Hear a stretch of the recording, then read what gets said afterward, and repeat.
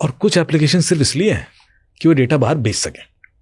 मैं सबकी इंटीग्रिटी पर डाउट नहीं कर रहा, बट कुछ तो है, बट कुछ तो सिर्फ इसलिए ही है क्योंकि उनका मॉडल, जो बिजनेस मॉडल ही वही है। तो एक अच्छा चलो आप वो जाने जाओ तो वही बता देते हैं कि उसमें क्या था कि एक लेडी है जो एक कंपनी की हेड है, मीडिया कंपनी की हेड है। उनका केस आया कि साहब मुझे ना कोई गिफ्ट भेजता है। तो मैंने कहा मतलब थ्रेट देखिए कैसे कैसे होते हैं लोगों को। बोले कभी साड़ी भेजता है, कभी गजरा भेज देता है, कोई कभी ज्वेलरी भेज देता है, कभी कुछ पैसे भेज देता है, मतलब कुछ चीज़ें मेकअप का सामान भेजता रहता है। और हर दूसरे तीसरे दिन कोई ऑटो वाला आके मेरे से उस पर ऑफिस के गार्ड को दे जाएगा, कभी घर के गार्ड को दे जाएगा, ऐसे करके। She is a very prominent lady. तो मैंने कहा फिर डर क्या है, गिफ्ट ही तो भेज रहा है कोई। बोले प्रॉब्लम क्या है कि मैं अकेली भी ट्रैवल करती हूँ, पता नहीं कौन है जो स्टॉक कर रहा है, क्या कर रहा है, कल के दिन अचानक सामने आ जाए, कुछ हो जाए तो आई एम स्केयर्ड। तो कौन है ये बंदा?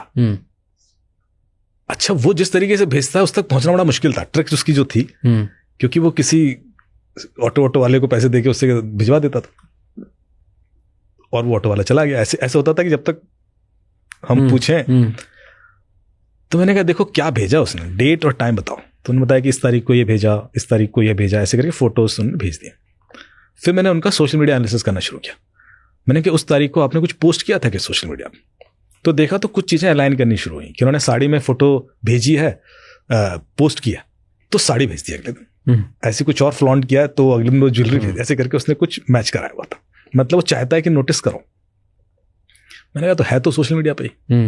अब इनके सोशल मीडिया पर close to 1 million followers, famous, ultra famous. तो भाई अब क्या करोगे, मतलब मिलियन नहीं तो 500,000 तो थे ही। मतलब क्लोज टू, हाँ मतलब ऐसे वाला नंबर है कि आप मैनुअली तो नहीं कर सकते। हमने एनालिसिस करना शुरू किया।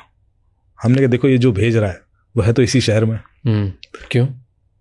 क्योंकि ऑटो सही भेजता है ना, वो कुरियर से तो भेज नहीं रहा बाहर से। दूसरा इनकी एज ग्रुप के हिसाब से उसकी एज ग्रुप मैं मान के चल देता हूँ, होगा मेल फीमेल नहीं होगी, ऐसे करके मैंने फिल्टर करना शुरू किया। फिर इनके ऑफिस के लोग नहीं हो सकते, थोड़ा ऐसे निकालता गया।